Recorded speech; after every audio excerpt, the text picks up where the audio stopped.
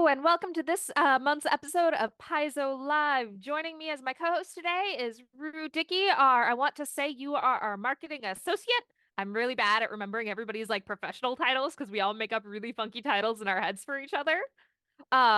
Joining us also today is our guest James Case, James Jacobs, Bill Fisher, and Dustin Knight to talk about Howl of the Wild, Starfinder Second Edition, and Abomination Vaults Fifth Edition, which is not something I expected you all would hear. Hello, Maryssa may have introduced me, and if so, that is awesome. But if not, I am Rue. And I apologize in advance. I'm having some technical difficulties today, so you may see me kind of freeze and disappear every once in a while. When in doubt, we blame the gap. Yeah, but I'm very excited to first take us to talk to James about Howl of the Wild.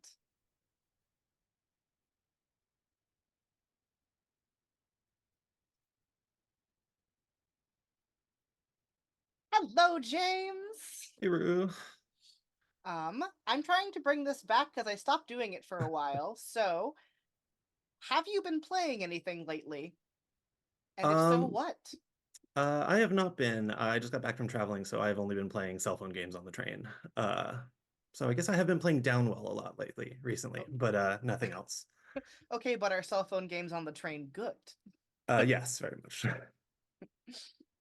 All right. Um, Well, oh, sorry. yeah. Go. Hi, everyone. I'm James Case. I'm senior designer at Pathfinder, and I'm here to talk about Howl of the Wild. So, it's been a while since we've talked about Howl of the Wild. Do you want to give us like a nice sort of overview of? Yeah, so Howl of the Wild is the next in our basically themed books around various kinds of monsters. I know previously we had Book of the Dead, and then we had Rage of Elements, which was our book full of, undead and elements specifically. Howl of the Wild is all about animals, beasts, and the natural world. So this is this is our book focused around really all things wild here. And it's also a little bit of like an adventure novel. It's about equal parts kind of nature documentary and sort of a Jules Verne style thing. You'll see that this book is narrated by our character Barenthet. You can see him on the cover here, clinging on to the side of the ship, along with some members of his crew. But essentially, this book follows Barenthet. He is the leader of an expedition to find the four wardens of the wild, which are these essentially creatures that are supposed to exist out there, that are these sort of guardians of nature that he remembers from a bedtime story he was told as a kid.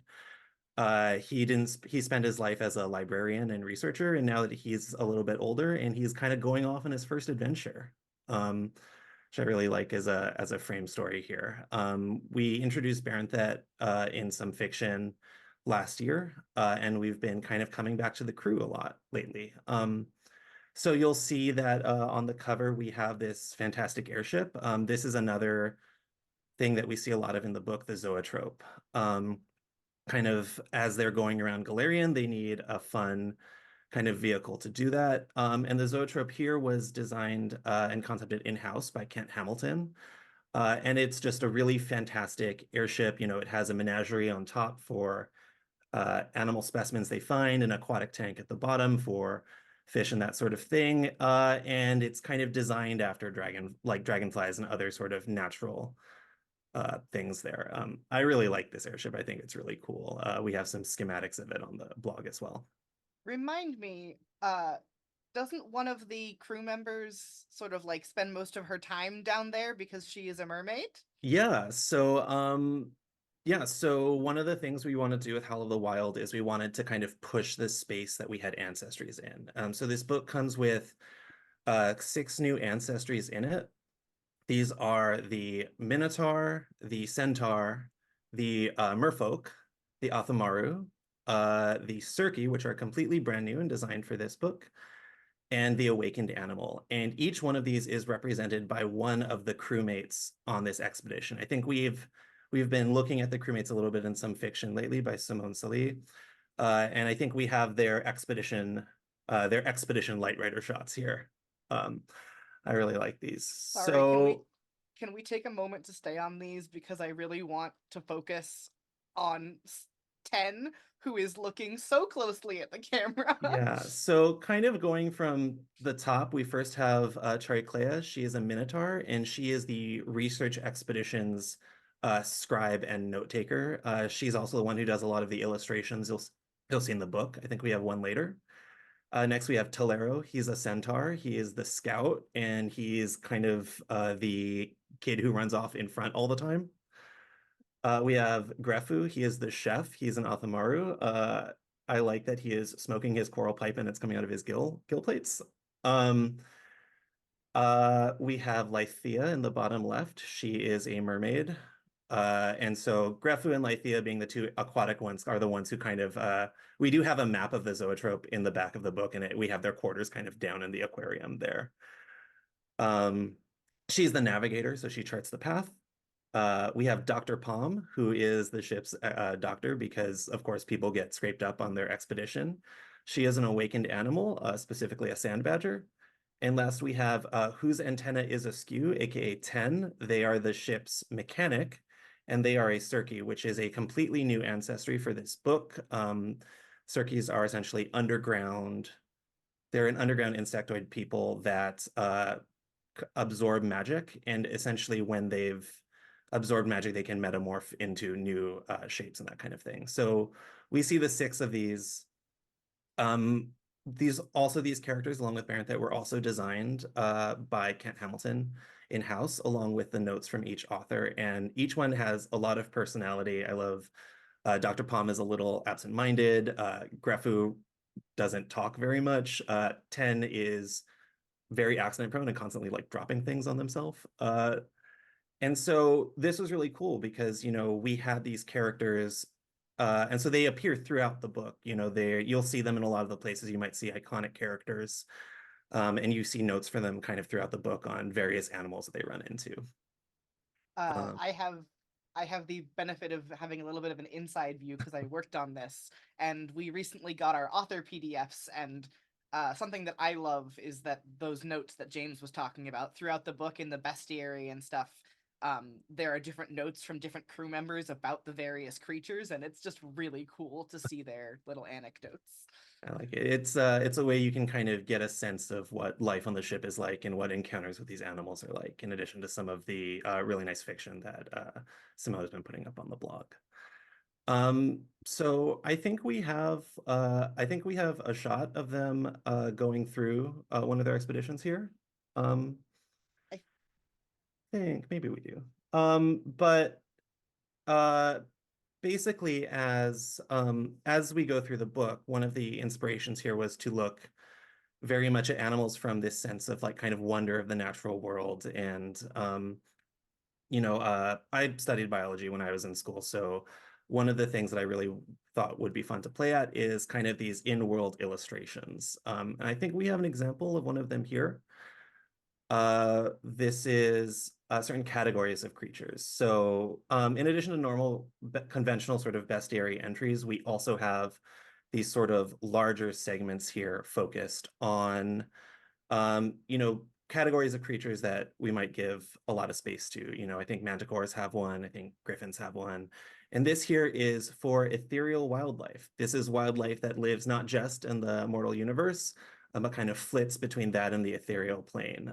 So I think here we have a scientific illustration of one of the new creatures coming here, which is a ghost ape, which have the ability to teleport and sort of phase out of the mortal universe.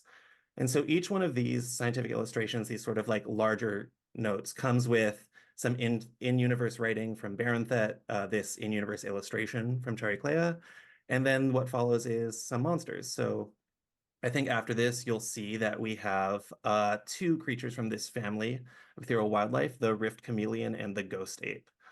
So these are, so within these families of creatures, we really wanted to see like how might they use their abilities, or how might they manifest in different ways. So both of these, because they can flit back and forth to the ethereal plane, have some abilities around like teleportation, that sort of thing. the ghost ape has, I think, something called a ghost stance, where it can sort of phase out, and then it doesn't take as much damage, and it can conceal itself very well, and it can kind of jump scare you. But if it's dealt force damage, then it kind of locks it back to the mortal universe. And then the Rift Chameleon is maybe one of my favorite ones because it is, I think, small. It might even be tiny. Let me double check that. I It didn't is make it it is correctly proportioned on the it is a screen. small creature. It can swallow any number of creatures into its extra-dimensional gullet, which leads to the ethereal plane. So this is one of my favorite ones. I like that it has this kind of cosmos going on inside of its maw there.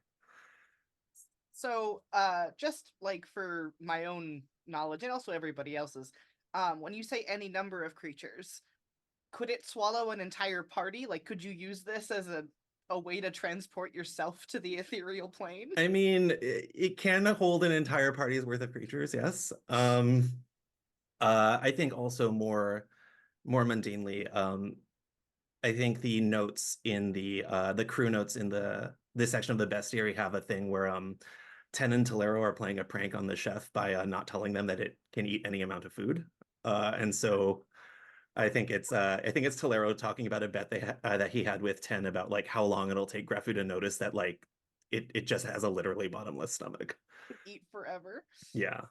I'm I don't know if you deeply could use it to jealous. transport yourself. You'd certainly be lost in a Rift Chameleon stomach somewhere on the ethereal plane if you tried, but maybe that'd be a good adventure hook. Who knows? So we've talked a little bit about the creatures that are in the book, but this book is cool in that it is both a part a bestiary and a like exploration novel, but also it has a lot of character options too, right? Yeah, this is one of our big hardcovers, and so a lot like Book of the Dead, which had not just undead monsters, it also has a lot of character options. And of course, we've talked a lot about the ancestry so far. The Zoetrope logs on the blog right now have, I think, one feat, or in the case of the awakened animal and the Circe, their heritages previewed on it.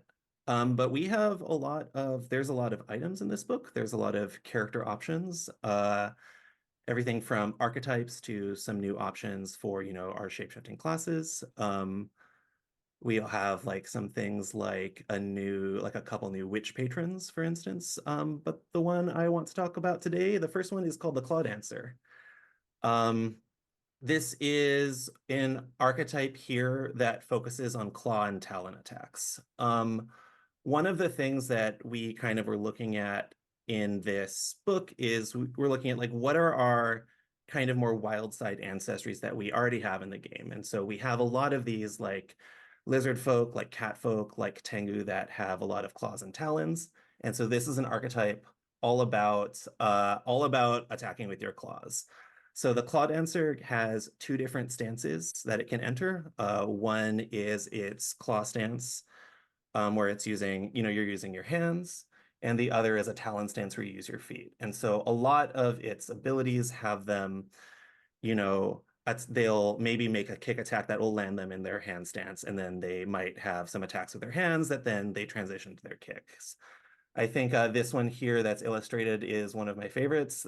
This is Spinning Stand. So this is when they're prone, they just do like a kick flare and they kind of kick everything with their talons on the way up, and then they land in their stance. So this is a really fun archetype if you want to do that sort of very, you're very attacking up close sort of thing. I think they have an ability where they like pounce, and if they miss, they land prone. But then, of course, you're on the ground and you can attack with your claws from there. So yeah. So this is one that so this is one a lot of ancestors have claws, but of course, that's not the only way, to attack sort of in the wild. We've previewed some of our other ones so far, like the Swarm Keeper, which keeps insects inside of themselves and can let them out to attack. We've had the Wild Mimic, where you can get abilities from animals you fight, and we've also previewed the Were Creature. Playable Were Creatures is a thing coming in this book with I think with a rather large archetype around it. But the last one I want to talk about here today is called the Winged Warrior. So the Winged Warrior is another archetype that specializes in combat using wings. This is both aerial combat, but also things like, like jumping a little bit, like holding your wings out to kind of hide the fact that you're attacking with them. This one here that you can see is using the Feathered Flechettes ability, which allows you to snap feathers in all directions that, deal damage and that sort of thing. I really like the expression on this awakened chicken question mark. It is an awakened Watson, actually, which is a bird from Oh. South America. I think they look really out there. This is a real life bird. They are actually famously poor flyers, which is why I kind of wanted to do one as the winged warrior, just to show, like, this is a master of aerial combat sort of thing. I think my favorite ability in here is I think one of their high level abilities is Sonic Strafe, where they just fly very quickly and they leave like a sonic attack as they fly by. That's really cool. That is really cool. Yeah. A lot of these archetypes are ones where we wanted to kind of have them be available to, like, even though this is a combat archetype, we wanted to have it maybe have some opportunities for various character types. So for instance, a lot of these are physical and you're making strikes, but there's some where you're moving. There's one called Gusting Spell, which is a spell shape ability where you can fly a little bit when you use a wind spell, because you kind of do it like this and, move around like that. So we wanted to find different ways to kind of approach the concept, just so, because they're a little more ancestry focused. No, if you are a flying character that is a mage or a caster of some kind, you have some abilities there. And if you're a flying monk, you can, just attack people with your wings, right? That's really cool. Yeah. So, I mean, that's Howl of the Wild. We have this book comes out in May. It has 6 ancestries, a lot of which push the field in a lot of ways. Some are large, some are tiny, some are aquatic. Has a lot of character options. We have a lot of items, and then we have a full bestiary with wonderful scientific illustrations and in-universe notes. And it's also just a fun story of this crew of wacky naturalists going across Scalarian looking for these mythical animals. Now, on Paizo Live, we like to give people a chance to do a spoiler, which, I mean, I guess to be fair, you've spoiled a lot of things about The Howl book of the comes out Wild. soon, so I'm like, here we go. Yeah, but Ooh, I think I lost Rue. I will go ahead with my spoiler then until Rue comes back. Yeah, so we've looked at some of these archetypes, and you might be thinking, well, what if I'm just playing as a human? I don't have a claw attack, but I still want to play a claw dancer. One of the things coming in this book is a new category of items that we haven't done in this game quite yet, and those are grafts.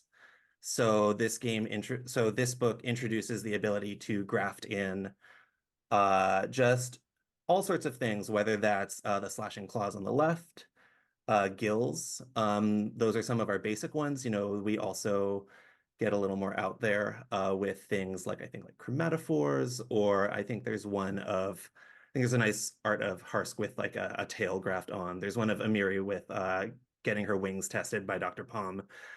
That sort of thing. So these are, for as many of these ancestries that are very much have wild things, if you still want to play like a human or an elf or a dwarf that's maybe a little more humanoid, you might still be able to pick up a little piece of this by getting, some claws implanted or that sort of thing.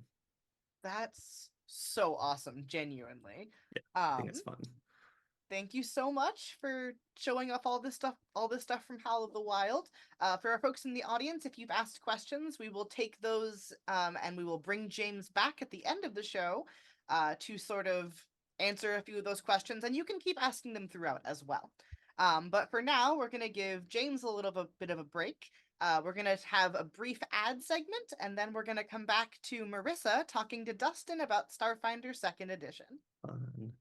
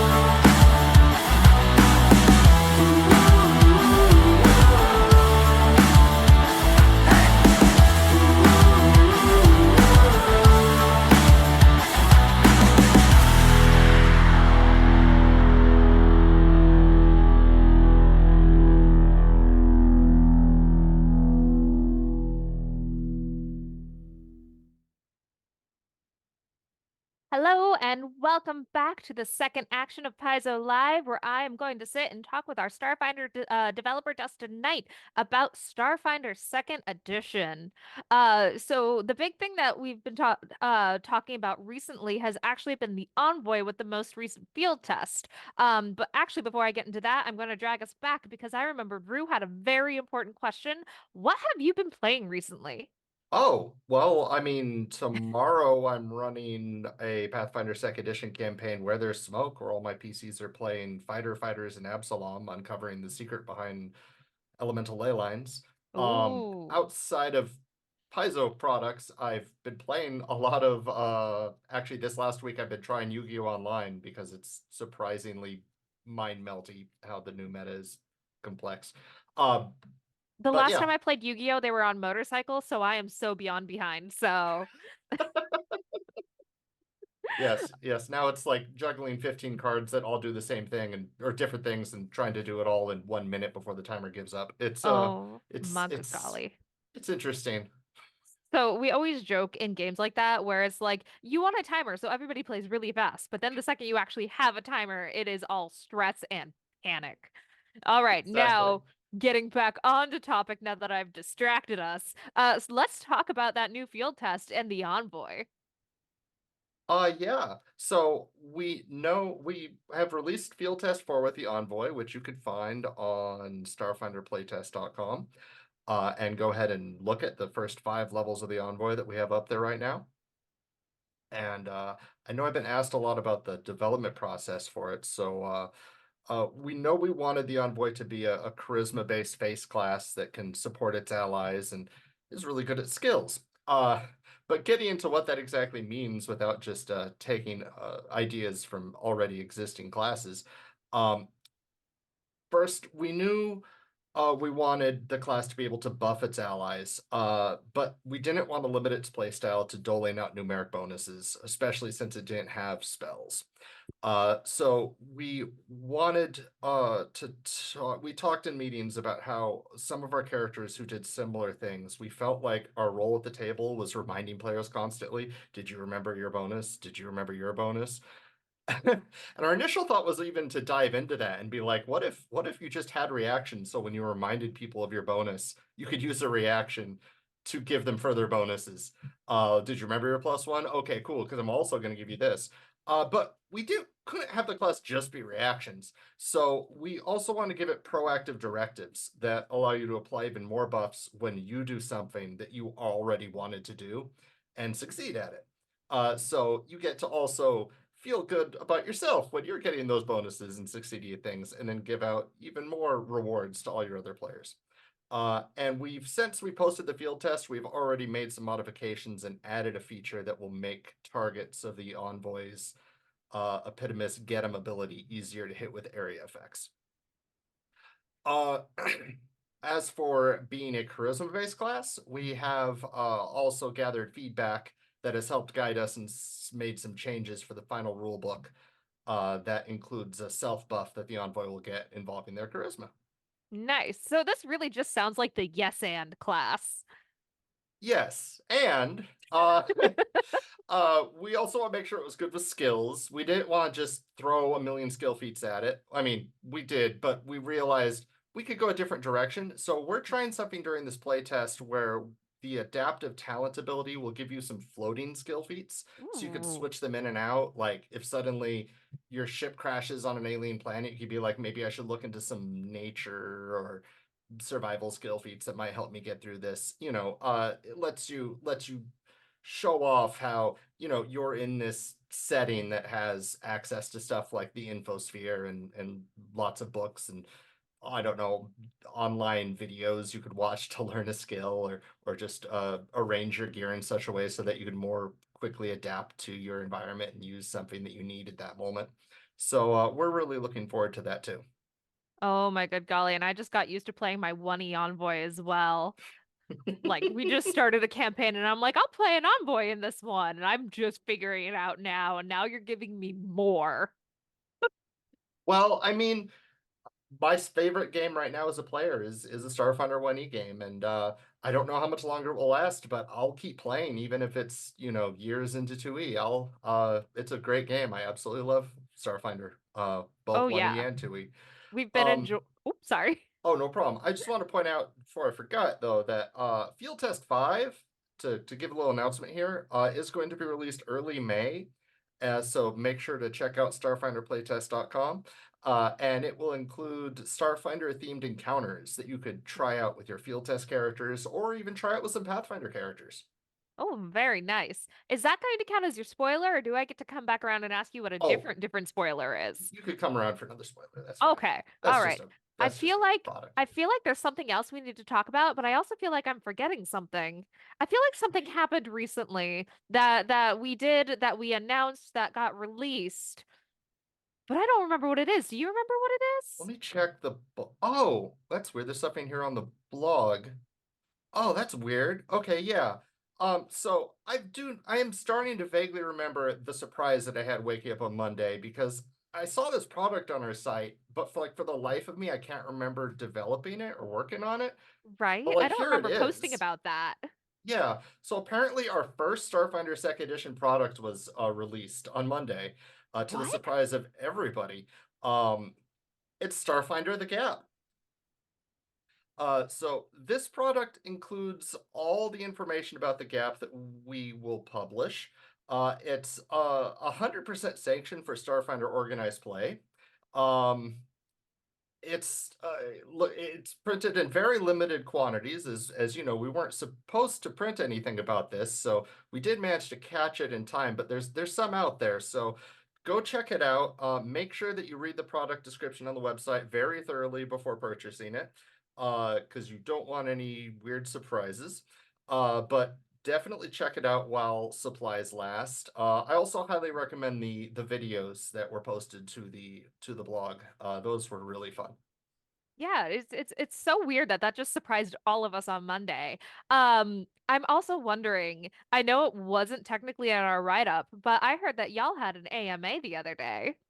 Oh yeah, yeah. How did Uh, that go? yeah, the team had an AMA. We were invited by the Starfinder 2E subreddit and Discord, which is the same Discord as the Pathfinder 2E subreddit, uh, where we answered hundreds of dozens of questions, maybe a little over 100-ish questions. Uh, and we've included lots of spoilers, inside tips, fun stories. Just we had a great time. We set up a voice chat, a Zoom chat, and we were just laughing and deciding who got which questions and recalling old stories about like what we were talking about a year and a half or so ago about all these different, you know, design choices. And oh, it was a total blast. You should really check it out. I think there's a thread on the Starfinder 2E subreddit that has all the Discord questions like compiled, or you could just go to the Discord itself and navigate that and read about it on the AMA channel. And then of course the AMA thread on the Reddit has all the questions and answers right there for you. Fantastic. Basically what happens when developers get released without supervision. I think I just Exactly. made up a word. Though speaking of spoilers, do you have any more? You mentioned more spoilers. What other spoilers can I get out of you? Well, Thirsty isn't here to stop us. Well, just to make sure I don't get in trouble and Thirsty doesn't start trolling me in chat, I'm going to give a spoiler that's already released but flew under the radar. Ooh. On April 1st, I released a spoiler, a new weapon for Starfinder Second Edition based on a fun little typo I had in the middle of development. The Moo Whip is a cheesy Starfinder 2E weapon. It's a spray can of edible nanites that can be wielded similar to our iconic mono whip. Uh, it includes two new weapon traits, one of which is real and will be in the playtest, and one of which is not real and is a pun based on an existing Pathfinder 2E weapon trait. So I will let y'all figure out which one is real and which one is a joke specifically made for a can of edible cheese. Yeah. I was gonna say, the way you describe that makes me sound like it's weaponized spray cheese, which I Oh, am it is. absolutely here It for. absolutely is. All right. Do we have any final questions, comments, or concerns before we head into one final break and start talking about Abomination Vaults? I sure I did, but I must have forgotten them. Must have forgotten. How strange. That's been happening a lot this week. Yeah, crazy week. Thank you very much for having me on. Oh, no problem. Thanks, y'all. Gallowspire, my seat of power, and my prison. This is no place for heroes, living or otherwise. You dare step foot within my domain to challenge the power of the Lich King Tar-Baphon? Do you honestly think bringing a companion along will delay your demise? You shall both make fine additions to my legion. Oh, my little pawns, your presence here can only delay my return. You will die here, alone and afraid, consumed by darkness.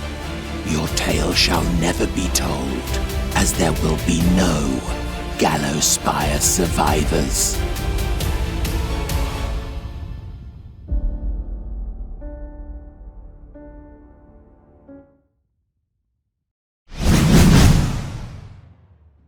Dwarves are a people of stone, ancient as the mountain's roots where we were born, industrious as the gods who made us, strong as the metal we worked. It all changed millennia ago when our creator, Torag, shook the earth, calling us upward to a surface we had never known. A harrowing journey we remember as the quest for Sky. A journey that would have failed if not for an unlikely dwarf's leadership, Targek. He was born as the earthquake subsided. He was raised knowing only our sacred ascent. He was dismayed as doubt grew in our people, and he united us in purpose, and we made him our king, a Sky King. For centuries he ruled, building great fortresses, magnificent cities, towering monuments celebrating Torag and his people's accomplishments. And then, without fanfare, he disappeared. But his legend survived. And what dwarf doesn't dream of taking up their ancestors' arms and experiencing adventures of their own? Adventures taking them far below the surface to become foul creatures' next meal. I certainly did. And I was a fool. But what I didn't know was that this was the start of something far greater. This is a story of daredevils braving cities of malice and majesty. A story of seekers grappling with a terrible past. A story of survivors overcoming any danger the Darklands throw at them. A story of heroes discovering the Sky King's tomb.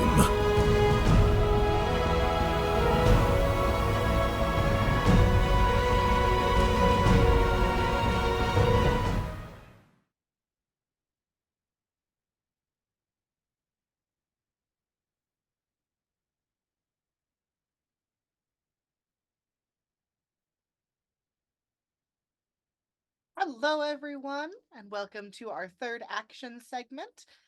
Today I have James Jacobs and Bill Fisher here with me. Would you both like to introduce yourselves and say what you do here at Paizo? Sure. I'm James Jacobs. I'm the narrative creative director for Pathfinder, and I helped create the Abomination Vault Adventure Path. And I'm Bill Fisher. I'm one of the newest developers on the narrative team, and I helped finish the 5e conversion of Abomination Vaults. Rue is frozen, I think. Lost in the gap again. Oh, yay, Rue, back in time. I'm so sorry. Well, my first question for y'all is going to be the same one I asked James Case earlier. Have either of you been playing anything, video game or tabletop lately? And if so, what? The big thing I've been playing is Dragon's Dogma 2, which is very delightful in that you can like climb onto Cyclops and stab him in the eye and knock him over, and he falls into the gap, and then you can crawl over him like he's a bridge, and then he falls into the ocean. And there's other stuff too, but that part is so far a highlight. It's pretty fun. It's kind of like a Dark Souls type game where it saves automatically all the time. So if you screw something up, you live with it, which is very relaxing. Was that sarcasm, or do you actually find it relaxing? It's a little bit of both. How about you, Bill? Well, and appropriately, maybe because we're talking about a 5e adventure, I'm in a 5e campaign that has been going on for pre-COVID, so it's a really long campaign, and it is ending next Tuesday. So congratulations. Yes, yeah, it's one of those that actually has an ending. We didn't just like scattered to the four winds or anything like that. So my home group finished our 5e campaign last year, and I was like, yes, finally, for the first time in my life, I have finished a game of tabletop. yeah, right. It can be rare. Well, you mentioned it, but for those of us here who may not know what the Abomination Vaults is, can we talk first, before we talk about its conversion, what the Abomination Vaults is as an adventure path? Yeah, it's a 3-part adventure path. You start at first level, go up to 10th, 11th level, and it was originally conceived. We wanted to have an adventure path that was basically just a throwback to the classic, a dungeon crawl, something where it starts on the front porch of the dungeon and then goes all the way through. And certainly it has ties to like the local town, in this case the town of Otari, and it's very much again a classic format adventure path. I like to think of a dungeon crawls like this as sort of comfort food for gaming. It's kind of the baseline of what a lot of fantasy games build, and the longer you play an RPG, the more you are intrigued by like, oh, I want to do something where I want to explore a city or do a murder mystery or have this adventure in a feast or something like that. And those are great. Those are all fun, but the dungeon crawls always kind of come back to, they're comfortable. They're fun to go back to and just enjoy from a nostalgia viewpoint, even if it's something brand new. And it's also kind of the simplest way to bring in a new gamer to your group, because there's not a lot of choices. You go left or right because that's where the tunnels go, and as a result, dungeon crawls are a great way to like start new gamers into the hobby. So with Abomination Vaults, we wanted to build exactly that, a classic second edition Pathfinder dungeon crawl where you're going through these different levels of underneath this creepy old lighthouse that periodically shoots out beams of light that may or may not like wake up graveyards or shoot monsters from the underground into your town square, stuff like that. And threw in a bunch of like just weird monsters and ghosts and Morlocks, like you see. I have this background here is from the cover of the first Abomination Vaults, I think, where you see the Iconics fighting a bunch of Morlocks. And at the same time, it's one that I really wanted. I was working with Ron Lundeen, was the lead developer for it, and I wanted to make sure that when we were creating this 10-level dungeon, that it didn't get repetitive. That's a danger you really run up against when doing a dungeon crawl. It's like one monster, one room, one monster, run and take the treasure, kick in the door, repeat. And so having a lot of weird personalities and strange situations going on in there is important. So a little bit of a spoiler for this adventure path. I drew all of the 10 levels of the dungeon map so that we'd have those to hand out to the different authors, so they could just get right in and start writing. And like on level 6 or something, right in the middle, I decided there's going to be a tavern with a stage and just blood sports arena and all of this stuff that you'd normally see in a city, but they're just rooms inside this dungeon. I don't know what's going on in there. And then Vanessa ended up writing that volume, and they just knocked it out of the park with the encounter that you'll find there is sort of a battle of the bands type. I'm not going to spoil it, but suffice to say, there's more going on here than kill the monster, take its stuff, which is something I've always thought was really important for a dungeon crawl to do. Mentioning the lighthouse, it makes me remember because last month we had you talk about Seven Dooms for Sandpoint. Is the lighthouse in Gallows Spire also inspired by the one that you grew up nearby? Not Gallows Spire. That's the Tar Bath Sorry, Bonds outfit. that's the But other one. Abomination Vaults. Yes. Yeah, it is. Actually, my hometown of Point Arena is the inspiration for Sandpoint, and it's the inspiration for Atari. And I've always believed that if you write what you know, where you come from, you'll be more passionate about it. And so in my town's history, they had a log flume that ran through town, and they had this sort of launcher that went down this giant cliffside onto into the ocean where they could load boats up. And just lighthouses themselves, I've always kind of been sort of fascinated with.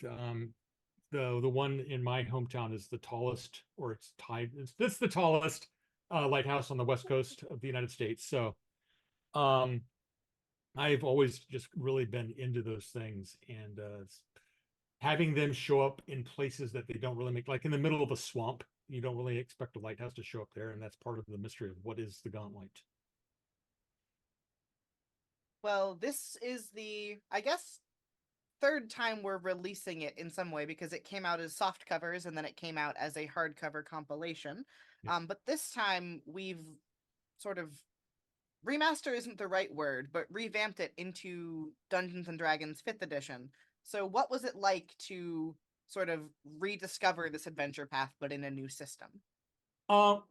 Real quick about that, we just wanted to put this out for 5th edition because the stories we tell, we're really proud of the adventures we create for Pathfinder and Starfinder, and there's stories that I feel really transcend the rules. You can play them all, whatever what system you want. I always kind of joke around, like, there's adventures I'd run using Call of Cthulhu, for example, and it's like, maybe it's a little mean, but go into the thinking Call of Cthulhu is the way it is. But with this one, we're like, let's do a version of what is basically one of our most popular second edition adventure paths, one that starts you at first level and is really an iconic experience for the game. Let's bring that to 5th edition and let people see what we're capable of.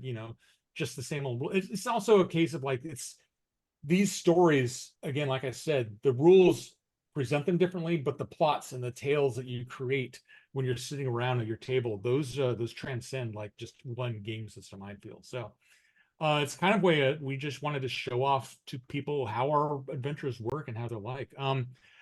Full disclosure, I have not played much 5th edition at all. I'm kind of I was really deeply into Dungeons and Dragons through 3rd edition, and then I get just sideswiped into Pathfinder land. So Bill was the secret weapon for getting this out. So why don't you talk to us, Bill, about your experience working on this? This is kind of the first big thing you worked on too when you started Paizo, right?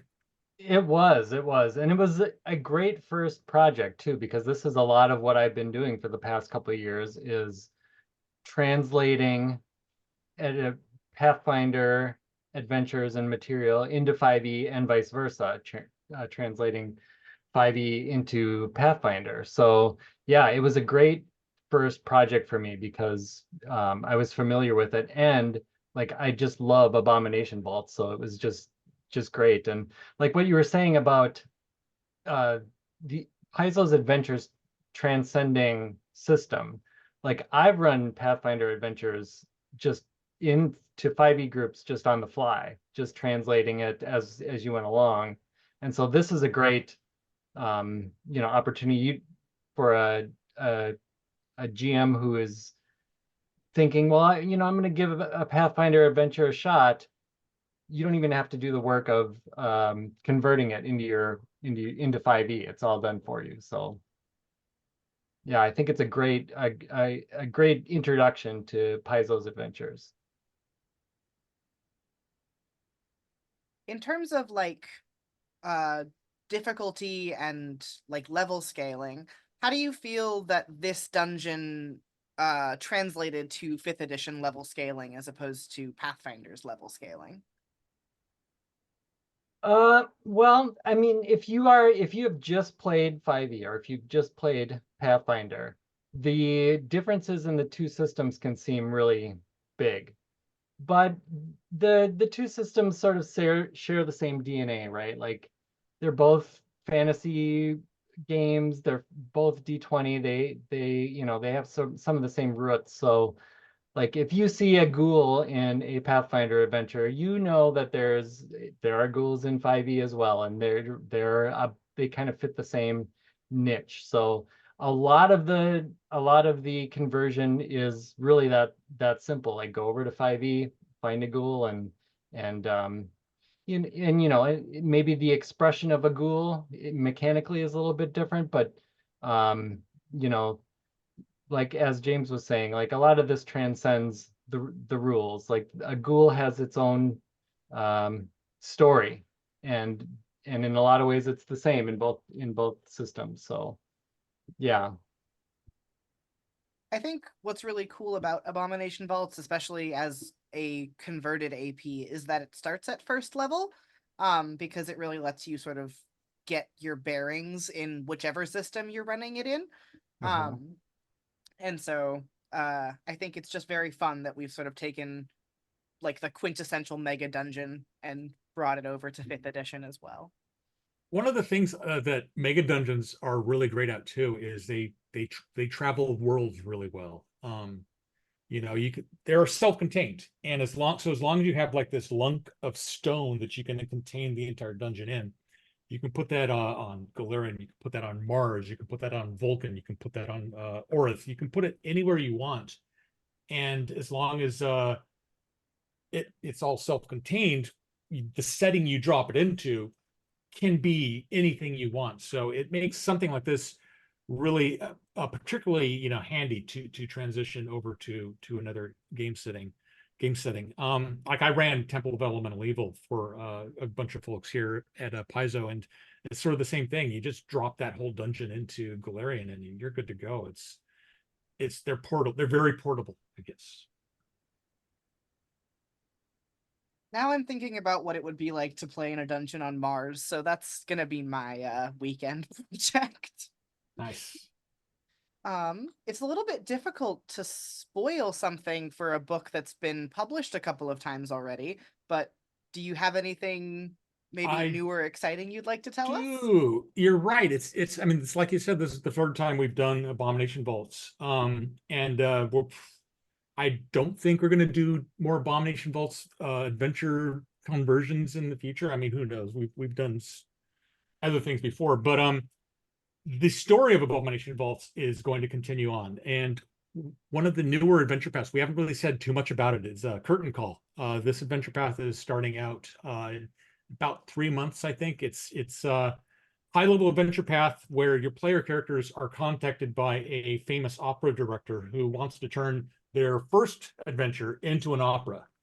So the idea is you play through whatever adventure you want for levels 1 through 10, and then once you're 11th level, this director comes along and says, hey, that adventure you just finished, I want to turn it into an opera. I want you guys to come along and be consultants and producers. And we don't decide what adventure that is in your game. It's the easiest solution is if you did a 1st to 10th level adventure path that fits in perfectly, it could be anything. Made it pretty difficult for statting up monsters and encounters and anything thematically dealing with the previous adventure. But when you're in text, you can just say in the previous adventure or your old nemesis or something like that. You can be very loose. But we also have this stuff called art in our adventures. And so we have to illustrate things. We have to illustrate pictures of like the iconics on stage performing, or somebody dressed up as their main villain from the past. And so since Abomination Vaults is probably our most popular 2nd edition adventure, that's kind of the baseline we've assumed. So whenever we show pictures of, something shenanigan going on stage or somebody dressed as a character, we went back to the Abomination Vault. So there's pictures of like characters dressed up as Belcora, the big bad end ghost. There's stages, there's like stage dressing with like the gauntlet in the background and Lem in the front doing his aria, and it gave it a really fun sort of not only in-world jolt, but it also saved the art side of things, because otherwise we were gonna have to, like, well, this is going to appeal to nobody because nobody's been on whatever adventure we're illustrating. So it was cool to see this sort of Curtain Call is able to be a sequel to pretty much any adventure, but officially, I guess it's a sequel to Abomination Vaults just from the art alone. That's really cool. Oh, And also- another side story, this deep side story. There is sometimes when people work on adventures, they make mistakes, like this guy right here. I forgot to order some of the art for some of the characters at the last minute, and Sonia, our art director's like, hey, guy, who are we putting on this page? There's no pictures. And it's like, oh, that's the nemesis of their previous. It's basically this, I don't want to spoil, but it's their nemesis incarnation of the previous villain. And since we used Abomination Vaults, there's fans like, oh, just grab the cover character from Abomination Vaults and it's fine. So if that art looks familiar, it's completely intentional. That's really cool. Speaking of, I don't know if we've showed it off yet, but we also do have the art for the cover of the Abomination Vaults 5th edition that we can show off today, which has a handful of characters on it. I don't remember all of their names off the top of my head. Yeah, that's spoilers. Whenever you don't remember something like I could tell you, but that's a spoiler. It's a spoiler. yeah, exactly. But yeah, so Abomination Vaults 5e comes out in May. So if Yay, it's been a long time for this one. I mean, I don't know if anybody noticed, but last year there was this weird sort of hiccup that kind of hit the industry a little bit, kind of threw things off schedule here and there. So yeah, it's a relief to finally get it out. But yeah, thank you both very much for coming on to talk about this, and we will see you again very shortly after we have a brief commercial break, and then we come back for our Q&A. You've made names for yourselves as adventurers over the years, yet now it seems adventure has found you instead. Mysterious and magical hero cards have appeared among your belongings. Where did they come from? And what of the strange powers they grant? The brass dwarf protects you from fire and other harmful effects. The empty throne overwhelms your foes with hopelessness and despair. The paladin defends you from harm and protects you from peril. And the rabbit prince lets you strike at foes with great accuracy. But be careful his advice doesn't shatter your blade. There are so many more cards out there to be found. They've been scattered across the world, so now the hunt is on. With each card you gather, your power grows. Before long, you will use this power to travel to places beyond reality itself. Yet still, the question remains, where have these cards come from? Who could have created them? And for what purpose? And what of the fiendish armies and monstrous foes who gather against you and seek the cards for themselves? You race against time, gathering these treasures before they're used against you. Will your quest lead you to legendary realms and grant the destiny you deserve? Or are you merely pawns, unwittingly serving mysterious forces who watch from afar, waiting for the right time to pluck your futures away? In the end, what chance do adventurers have against those who would steal fate itself?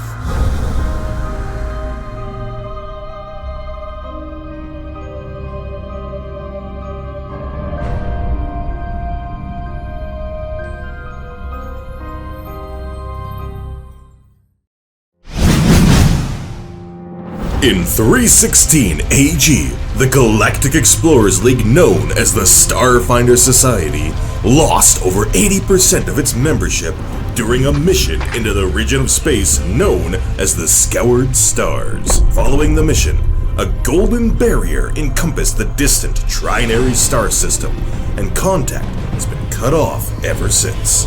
You and your friends are recently graduated Starfinders, finding yourselves in a galaxy where the Society's future rests in your hands. Or whatever appropriate alien appendages you possess. It's up to you to rebuild the fractured Starfinder society, make allies at home and in distant regions of space, fend off new and ancient threats alike, and eventually solve the mystery of the Scoured Stars. All in a day's work for a Starfinder. The Scoured Stars is a 260-page hardback epic adventure that takes your Starfinder characters from 1st to 15th level, containing 12 distinct adventures. This science fantasy campaign has the players take center stage as a new generation of Starfinder, working to uncover the secrets of the region of space known as the Scoured Stars. Along the way, you'll travel across the cosmos in your starship, make first contact with alien species, encounter emerging galactic threats, explore ancient ruins, and build a coalition of powerful allies to tackle whatever the Scoured Stars has to throw at you.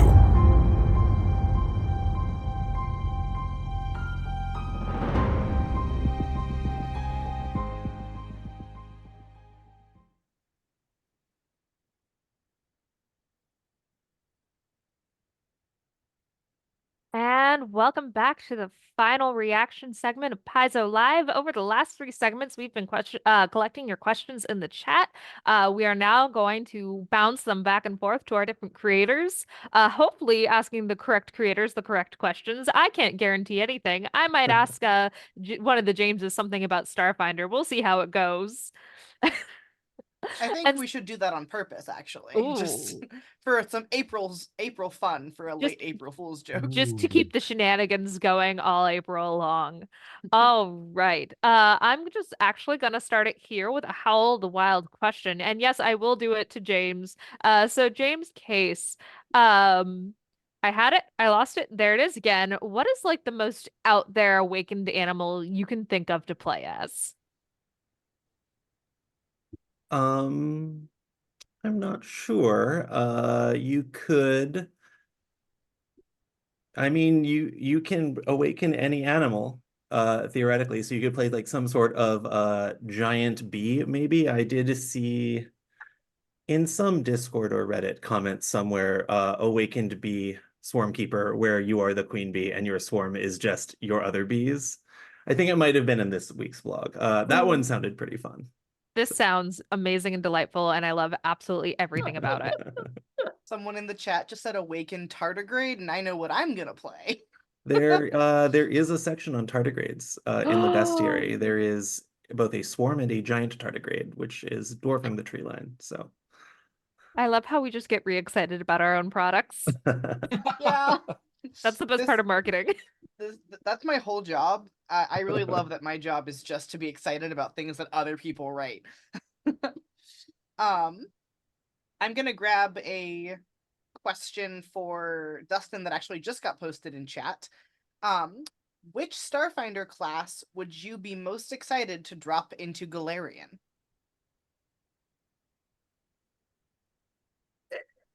My first initial gut reaction was the Mystic, because that's the one I tend to gut react to. But honestly, I think a Solarian would be super interesting, fun, and cool in Galarian. And not just because it rhymes. It's kind of funny because for a long time when Paizo, before I was an employee, when Paizo would have these threads about what do you think our next playtest classes will be, I would always guess, like, is it going to be Kineticist and Solarian in the same book? So it was kind of, I've always wanted to see a Kineticist and Solarian in the same party. I think that'd be really cool. Plus, you could play like a Solarian, I don't know, Red Mantis Assassin. That'd be pretty interesting. Nice. Scrolling down to something about Abomination. Rue, what are you doing in my questions? This one is from a very familiar username. Malevolence Call of Cthulhu when? Rue.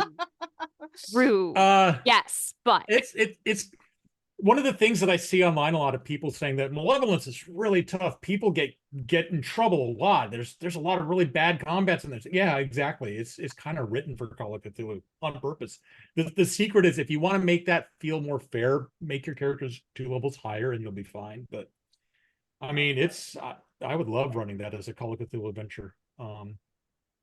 the reason I asked it, and I did, to be fair, I did put joking next to it. And was because when I read it, I was like, this would be a really cool house to walk around in Call of Cthulhu and also die all the time, because that's what you're supposed to do in Call of Cthulhu. Yeah. All right. It's my turn to grab James' case.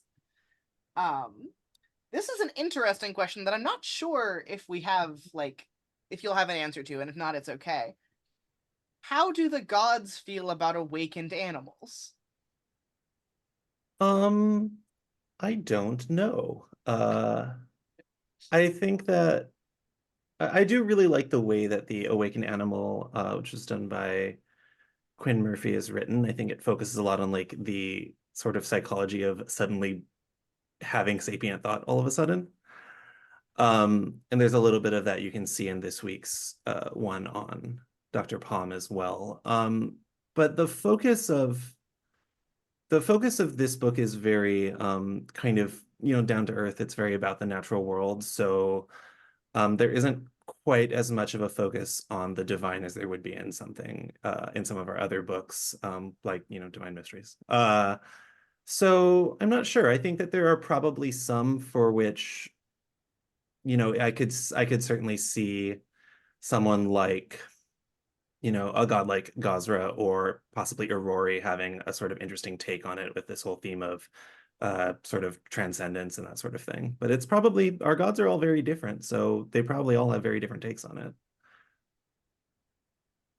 Thank you. Yeah. Nice. I am gonna hop back up to Dustin and ask you a joking question and then a more serious question. First question is, do I need to own the Gap to use it in Starfinder Society? I don't remember if we had a Gap. Is there a Gap? Do we have a book called The Gap? We're not supposed to publish any books about the Gap. There can't be. I don't know. I mean, you know what? You could ask. I'll have to bring that up in a team meeting. We might have to ask Alex Spidell more details about that ruling. I'm not sure what they're referring to. I'm sorry, it's out of my league. Ooh, okay. I think I'm gonna hold this next question for the next round, so I'll pass it back to Rue, and I'll come back to you. All right. I've got a question for Bill, which is, in your opinion, was it easier to convert from 5e to Pathfinder or from Pathfinder to 5e? It is much easier to convert Pathfinder to 5e, for sure, because both systems have a lot of strengths, and 5e is more loose with its rules, but that also makes it very flexible. So, which is great, right? Like it, like a tree that can sway with the wind doesn't fall over in the storm, right? So it's very easy to convert things into 5e. It's a little bit more tricky to do it the other way. So, yep. Very nice. Actually, before I get back to Dustin, I am going to switch over to James' case and ask, how does the centaur wear pants? Well, we have an illustration of the Centaur Scout Tolero in many places, and I think he wears pants and wrappings on his back legs along with all of his various gear pouches, and then I think he has like shin guards on his front legs. If you look at, I think in our blog we did maybe last year, we showed up all of Kent's concept art, and it's really cool to see things like, well, he's a scout, so he's probably charging through underbrush, which means that his he has these guards on his front legs because they probably have to like go through, like he's not in a city, right? He's a wilderness guide. So yeah, like that. But also go check out the concept art because it is full of a number of very fun insights. All right, I'm gonna go next, and I'm gonna steal another kind of a joke question for oh, never mind. Dustin says he's ready for the other question. I will steal the one that Maryssa was going to ask, which is, do you plan on adding more cosmic abilities and or spells in Starfinder Second Edition? Yes. Strong answer. Thank you. Ooh, I have a good one now for I think everybody. I feel like we're gonna ask this of everybody. So the question is, what's a good party recommendation for Abomination Vaults? And I think I'm gonna also evolve that into what class would you personally play for your character for Abomination Vaults? I would play a thaumaturge, but that's not in 5e, so I have to think of what would the equivalent be? Maybe a blood hunter. I think there's a blood hunter subclass that is adjacent enough to thaumaturge. But I think, in my opinion, if you're going to be going down through a mega dungeon and picking up things as you go, you may as well get some fun new abilities from the things that you pick up as you go. Well, the classic cleric, fighter, rogue, wizard is great for a dungeon crawl, right? Like that's how it started. So, and Abomination Vaults, that would be great. There's plenty of undead, plenty of traps, plenty of magic stuff. So I'd probably end up playing a bard because I always play bards these days, it seems. One of my tactics when I try new systems, I want to play the same character I always play to see if I can play that character in the new system, and if I can, then that's good. One thing I would actually point out with Abomination Vaults too is, since it's a dungeon crawl, it's important that you have a wide range of character roles space in your thing. So if you are all frontline fighters, 3 of your frontline fighters are going to be in the back line because there's a lot of narrow tunnels. And so make sure your group is balanced for like that environment. So you have like somebody who can tank in the front, somebody who can in the back lob arrows or spells, somebody in the middle that can protect people. You're gonna have more fun doing that. Oh, we I lost was Oh, go ahead. I was going to say monk because I recently played the 5th edition monk with the updates, and I felt like I was punching everything very punchfully. But upon James saying there's a lot of 5-foot quarters, I might instead say druid so I can just shoot lightning bolts down them, because I love shooting lightning bolts Ooh. down 5-foot quarters. It's Do- very satisfying. Do lightning bolts bounce off walls still in 5e? I don't think so. Oh, no, they don't. No. But if you give me the corridor, then I don't. I have the shot, right? Fair enough. Yeah, they just go straight line 90 feet, I think. Something like that. Longer than the Over- corridor in an event. when don't- fireballs would fill the existing space. So you Oh, right. Yeah, I and they don't would- care how big the room is. We're Yeah. I casting cast fireball. Yep. Dustin, do you have one for us? Well, despite it being my username for like 20 years, I've never actually played a warlock before. So, it would give me an opportunity to do that. And I really like coffee, so I've heard that's a thing. All right. Rue, I think I took over the questions for a minute. Do we have one, or should I pass it on? Ooh, did we lose? Hmm. Did the gap get you again? I think the gap got Rue one more time. That is a-okay. Well, Rue finds their way out of the gap. I'm going to get it out of the way, James. We're just gonna have to do it. Is there any other hints, spoilers, anything you can tell us about the new witch patron? Yes. I will tell you that there are 3 of them. They are all primal, because this is obviously Howl of the Wild. And I will tell you their names and nothing else about them. So the names of the 3, let me just double check this here because it has been a bit. They are the Devourer of Decay, Ooh. the Ripple in the Deep, and the Whisper of Wings. I want you to know that I have heard very little, but I came back just for that. I'm glad to call you back. Before the gap takes you again. Yeah, immediately.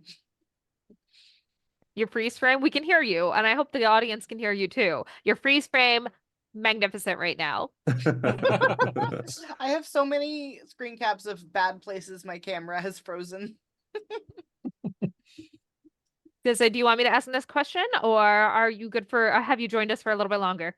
I'm gonna take my moment to actually ask a question. This one's a little bit more of a humored question. Dustin, what do you think about a lawyer class with the ability to object as a reaction? I think you could kind of do that now if you want to play an envoy with I believe there's a barrister background for PF2. As for the specifically being able to do an objection, you might have to wait. All right. Well, Do we know how long to wait, or we just gonna have to wait? I'll just coyly say you're gonna have to wait, but I have nothing in mind as I say that. So this is not any kind of a spoiler. I'm not Wait against and I'm not see. against a lawyer archetype, I suppose, but I feel like I have this next question, and technically it's in the Howl of the Wilds questions, but I feel like James Jacobs would be really good at answering this. But I'm going to ask it to you like a speed round, so I'm going to need a speed round answer. This person has been away from Pathfinder 2e for a little bit, and they're trying to get back into it. How much have they missed? So speed round, breakdown Pathfinder, go. Aridin died. We had Age of Lost Omens. Second edition. How many years into this are we now? 4 something? So we've had a number of adventure paths, and the world has been updated accordingly with their results. And you can see that in stuff like the World Guide, in Wangi Expanse, and Impossible Lands, in upcoming Tian Sha. Yeah. Very nice. Thank you. All right. I think I meant to say James Jacobs asked that one, but you've got a great case. For anybody else looking to catch up, we have a number of adventure paths you can play through to learn all of the things. Oh, we lost Rue again. Oh no. Oh no. All right. I'm just going to scroll down and I'm going to go a question for Bill. Which D&D setting would you like to see crossed over to Lost Omens? Like we've crossed something over to 5e. Yeah. What would you like to bring back here? Oh, well, one of my favorite settings was in second edition of Dungeons and Dragons, which was Planescape, which was like a, jumping from plane to plane. And I always thought that was great. You open a door and you go into a whole new world, and you get to see amazing things, and that's always great. And you can do that now in Galarian. So that's kind of what Gatewalkers was all about, right? So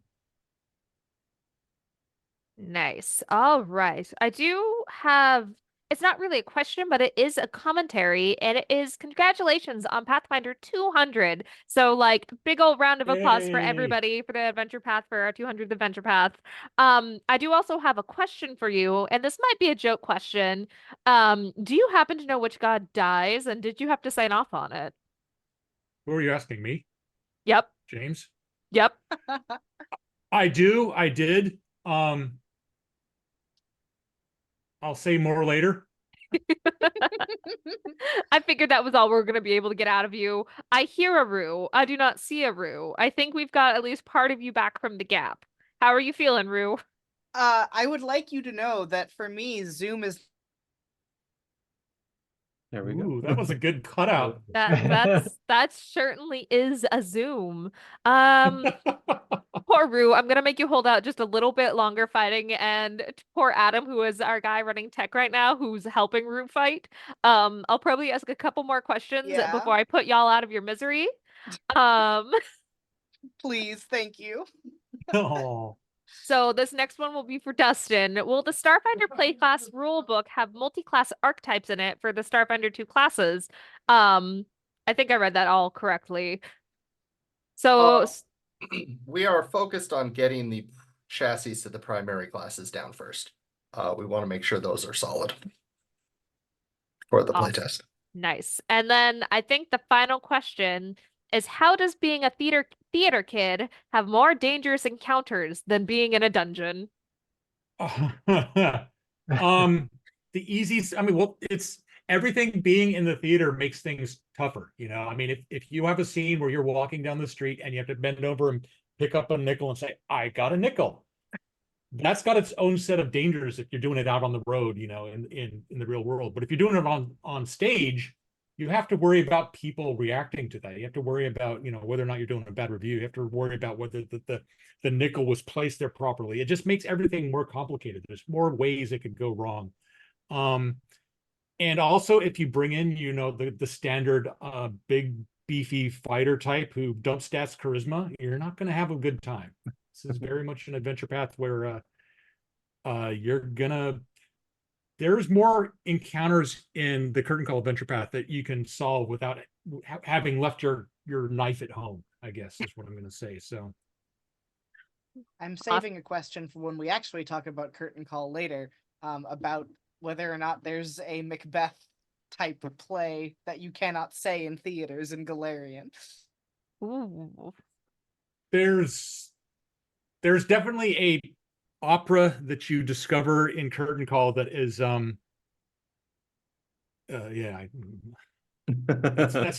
that's tied up in other content that I can't talk about yet. Does there happen to be something who lives under that theater?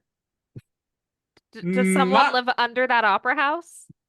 You could live under there, yeah. It's okay. Do they have a box set aside for them? It's possible. I mean, Okay. it's a big opera house. One of the things that was fun about it is like when you're building a map for something like that, a real world opera house doesn't have one chair in every 5-foot square. They've got 2 or 3 chairs in that square. So the map looks weird. You know, it's like I'm standing in the square, but there's like 3 people sitting here. So there's elements of like you have to deal with difficult terrain and stuff, you know, which is the same if you're like trying to shoulder your way into the middle of the theater anyway. So that's one way that sort of thing gets tougher. You don't have to deal with the crowded, rowdy audience when you're fighting a giant spider normally. Oh, Dustin, I wish you hadn't put that in the chat because I'm delighted by it. If you dig deep enough under any opera house in Galarian, you'll find Robogug. So yes, technically everything lives under the opera house. That's true. I do think that is where we're gonna call it. We are going to put Rue. We're just gonna let the Gap have Rue. Sorry, Rue. We love you. Goodbye forever.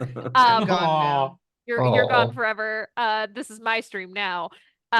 So I'm Maryssa Marie. I'm Paizo's web content manager. I'm going to throw it around the loop and let everybody else introduce themselves, starting with, oh no, the stream layout and my Zoom layout are different. So I'm going to have to look at this other stream. And on my left stream, tell me where my fingers are pointing, are at James Case. If you want to introduce yourself and where we can find you. Yeah, I'm James Case. I'm senior designer at Paizo. You can find me on Blue Sky at just James Case. Very nice. Below James is Dustin. Where can we find you?